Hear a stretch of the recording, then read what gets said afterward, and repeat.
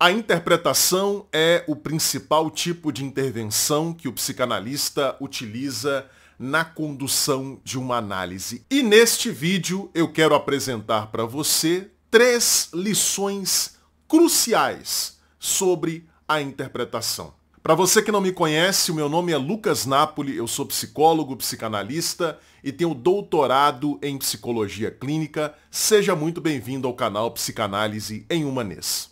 A primeira lição é: o que é a interpretação? Como se caracteriza essa forma de intervenção do psicanalista? Olha só, gente, classicamente, a interpretação é um enunciado. É um enunciado hipotético. Um enunciado que o psicanalista apresenta ao paciente depois de um certo tempo.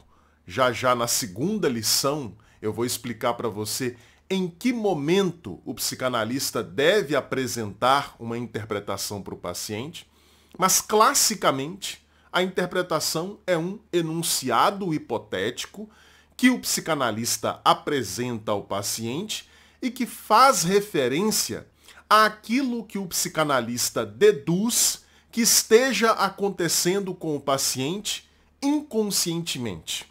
Ou seja, na interpretação, o psicanalista deve mencionar determinados aspectos, determinados processos que ele supõe que estejam acontecendo no paciente e que o paciente ainda não consegue perceber claramente. Eu prefiro utilizar essa expressão, o paciente ainda não consegue perceber claramente, do que a expressão, o paciente ainda não consegue perceber conscientemente.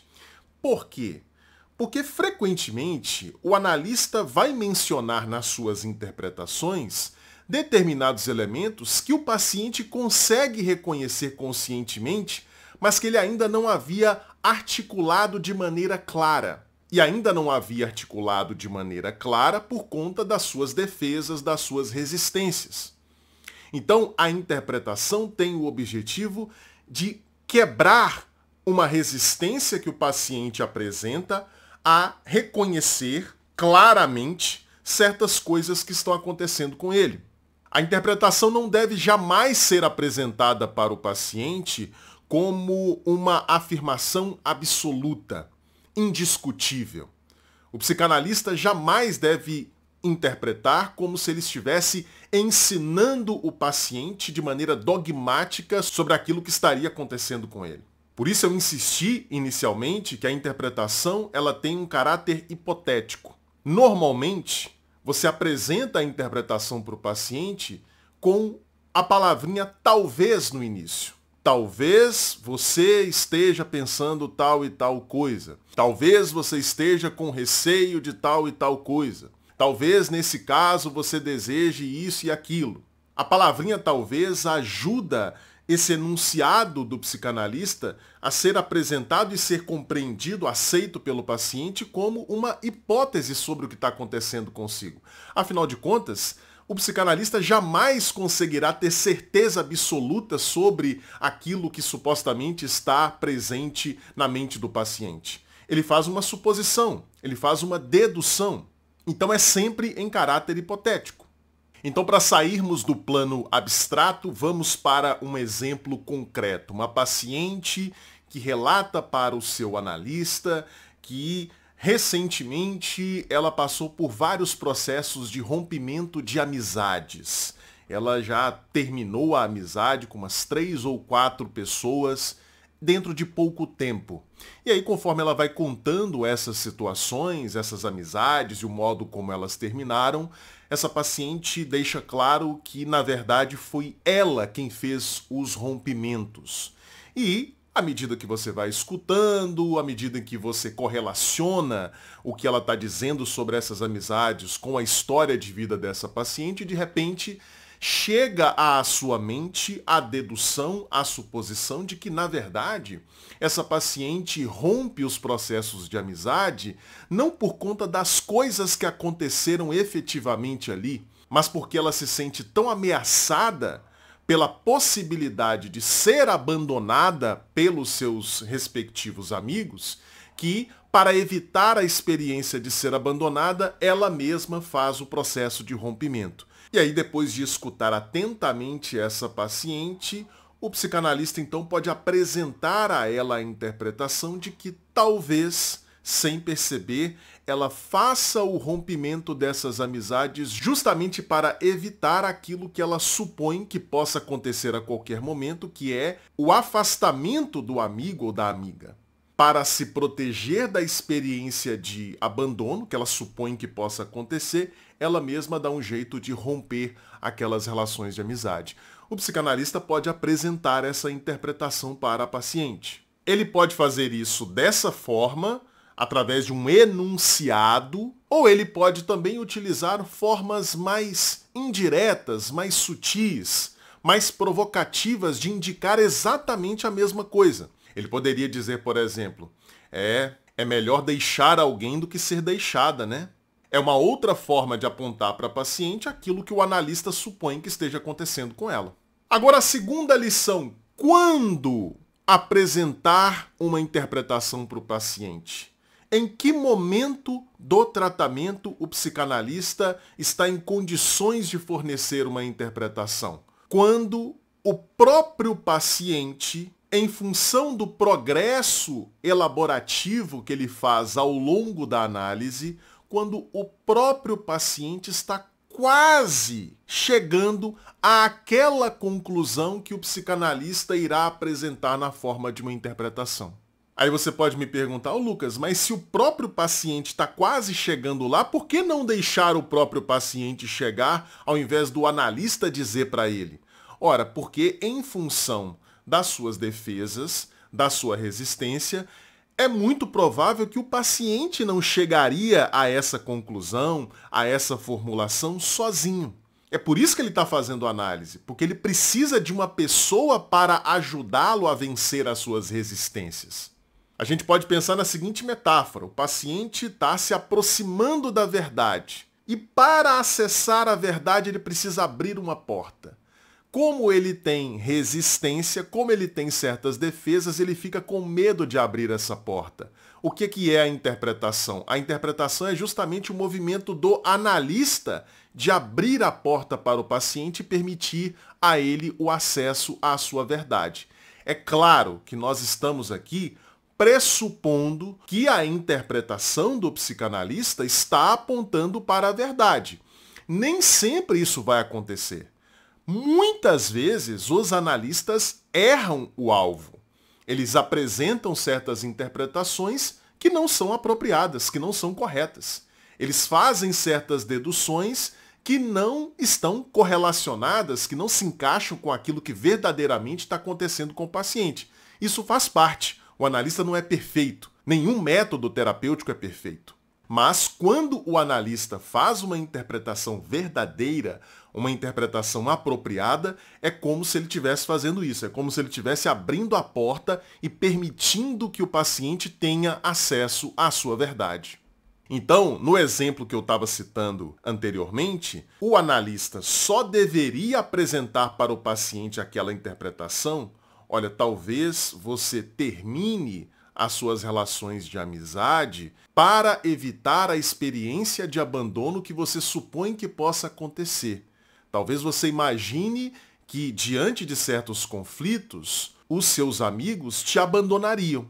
Para não passar pela experiência de abandono, você mesma termina essa relação. O analista só deveria falar esse tipo de coisa para a sua paciente no momento em que ele percebe que a paciente, pelas associações que ela foi fazendo, pelo processo de elaboração de reflexão que ela foi fazendo, ela está muito próxima de chegar a essa conclusão. Só que ela não dá conta de chegar, por quê? Porque essa conclusão aponta para uma questão que é dolorosa para ela. Ela desenvolveu o seu quadro psicopatológico justamente pela dificuldade de reconhecer o seu forte medo de ser abandonada.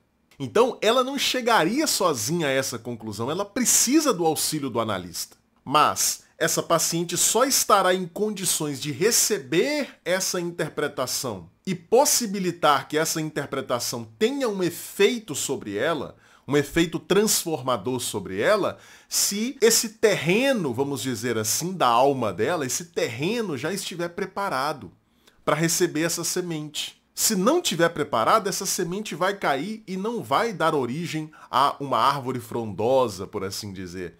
Não vai acontecer nada se a paciente não estiver preparada. Ela pode acabar reagindo a essa interpretação com muito mais resistência. Por isso que nós não devemos fazer interpretações no início do tratamento. O paciente ainda não está preparado. Ele não fez ainda um processo de elaboração suficientemente aprofundado para ser capaz de acolher as interpretações. Então, se eu chego para essa paciente e faço a interpretação de que ela tem medo de ser abandonada na segunda sessão, ela não vai dar conta de suportar essa interpretação. Ela ainda não venceu resistências o suficiente para ser capaz de acolher isso que eu estou falando para ela. Então a tendência é que ela receba a interpretação com muita resistência e isso acabe atrapalhando o processo terapêutico. Ou, em outros casos, o paciente pode até receber aquela interpretação por se colocar numa posição muito submissa em relação ao analista, mas aquele enunciado não vai se casar, não vai se conectar com o que de fato está acontecendo intimamente com o paciente. Não, vai ser recebido por ele como uma espécie de dogma que ele é obrigado a aceitar porque está vindo do analista. Então não vai ter o efeito que a gente busca produzir em análise. E agora nós vamos para a terceira e última lição. Como saber se uma interpretação atingiu o alvo? Como saber se uma interpretação foi adequada? Porque você falou agora há pouco, Lucas, que o analista pode errar as suas interpretações, elas podem não atingir o alvo. Como saber, então, se a interpretação que eu fiz como analista de fato foi apropriada? Ora, essa confirmação não vai vir a partir de um assentimento ou de uma negativa por parte do paciente. O que eu quero dizer com isso? Não é porque o paciente diz para você, nossa, faz todo sentido, isso que você está me dizendo é exatamente o que está acontecendo, eu nunca tinha pensado nisso, mas é verdade, o que você está falando faz todo sentido. Não é essa afirmativa do paciente, essa concordância do paciente que indica que a interpretação atingiu o alvo. Da mesma forma, alguém que está de fora da psicanálise, vê mais ou menos como a psicanálise funciona, poderia pensar, é quando o paciente diz que não, é quando o paciente demonstra algum tipo de oposição à interpretação, porque isso mostra que a interpretação atingiu o alvo, né? Se ele está se sentindo incomodado com aquela interpretação, é porque ela atingiu o alvo. Nada disso. A negativa do paciente, a resistência do paciente em aceitar a interpretação, também não é um indicativo de que ela atingiu o alvo. Então o que é, Lucas? O que indica que uma interpretação foi boa? As consequências dela. O que essa interpretação produz em termos de efeitos no paciente. O que eu estou querendo dizer com isso? Uma boa interpretação, na medida em que ela se conecta com o que de fato está acontecendo inconscientemente com o paciente, ela vai produzir certos efeitos. Ela vai, por exemplo, levar o paciente a se lembrar de uma determinada cena que aconteceu com ele na adolescência, na infância. Vai levar o paciente a fazer associações que corroboram aquilo que foi apresentado na interpretação. Então, por exemplo, no caso dessa paciente que eu estou citando aqui como ilustração, depois que o analista fez a interpretação, talvez você tenha medo de ser abandonado, então você termina as relações para evitar a experiência de abandono que você supõe que possa acontecer. De repente, essa paciente, diante dessa interpretação, ela pode trazer uma lembrança de infância. Uma lembrança do dia em que ela foi abandonada pelo seu pai, pela sua mãe, pelo seu irmão, ou que ela se sentiu abandonada, de repente o pai dessa paciente faleceu quando ela tinha, 6 anos de idade, ela se sentiu abandonada pela figura paterna por conta do falecimento dela. Então tá vendo? Quando uma interpretação é apropriada, é verdadeira, determinadas consequências que corroboram a interpretação vão aparecer no discurso do paciente. Sejam lembranças, associações ou de repente um sonho. Você faz a interpretação, termina a sessão, na sessão seguinte a paciente volta trazendo um sonho cuja interpretação vai corroborar aquela interpretação que você fez na sessão anterior. Então é dessa forma que a gente verifica, averigua se a interpretação de fato foi apropriada. É pelos efeitos que ela produz. Uma interpretação inadequada, que não atingiu o alvo, que foi uma suposição, uma dedução errada feita pelo analista, não vai gerar efeito nenhum. Não vai produzir associações, não vai produzir lembranças, não vai produzir sonhos, o comportamento do paciente não vai se alterar, não vai acontecer absolutamente nada. Bom, o que você acaba de receber aqui é ouro. Você sabe disso, né? Você sabe que o que você acaba de aprender nesse vídeo aqui é ouro. Mas se você quiser aprender muito mais, se você quiser ter acesso a uma fartura desse tipo de ouro que você recebeu nesse vídeo aqui, você tem que fazer parte da Confraria Analítica. Recentemente eu publiquei lá na Confraria uma aula especialíssima propondo um mapa de orientação para o psicanalista na clínica. Um mapa que indica para o psicanalista as 3 principais funções, as 3 principais atividades que o analista exerce com os seus pacientes nas sessões de análise. E uma dessas funções é justamente a interpretação. O nome dessa aula é Clarificar, Confrontar, Interpretar um Mapa para a Clínica. Os alunos adoraram. Alunos, Lucas? Como é que é isso? A Confraria Analítica é uma escola, a maior escola de formação teórica em psicanálise do Brasil. Eu tenho lá na Confraria mais de 2.500 alunos que estão comigo toda semana, recebendo uma aula ao vivo toda segunda-feira às 8 horas da noite, que fica gravada, e uma aula mais curta especial como essa que eu citei, que é publicada toda sexta-feira. Nós já temos, gente, mais de 350 horas de aulas sobre teoria psicanalítica lá na Confraria Analítica, permanentemente disponíveis para os nossos alunos. E para você se tornar meu aluno, fazer parte dessa turma de mais de 2.500 alunos na Confraria, é muito simples. É só você clicar no primeiro link que vai estar aqui na descrição. Você vai ver como é simples e acessível fazer parte da nossa escola. E antes de terminar esse vídeo, deixa eu falar rapidinho para você, claro, sobre os meus 3 e-books. O primeiro deles se chama O que um Psicanalista Faz, em que eu explico de maneira rápida, simples, didática, como eu fiz nesse vídeo, o que um psicanalista faz. O segundo e-book se chama Psicanálise em Humanês, 16 conceitos psicanalíticos cruciais explicados de maneira fácil, clara e didática. E o terceiro e-book recém-lançado se chama Entenda-se. 50 lições de um psicanalista, que sou eu, sobre saúde mental. Para você ter acesso a esses 3 livros digitais, basta clicar nos links que estarão aqui na descrição também. E se você gostou desse vídeo, se ele foi útil para você, é claro que você vai compartilhar. Mande aí para todos os seus grupos de WhatsApp, compartilhe. Mas não se esqueça de clicar no gostei aqui embaixo e se inscrever no canal para você não perder os próximos vídeos. Eu espero também que você faça um comentário sugerindo temas para os próximos vídeos e falando sobre o que você achou deste. A gente se encontra então num próximo vídeo. Um grande abraço para você. Tchau, tchau.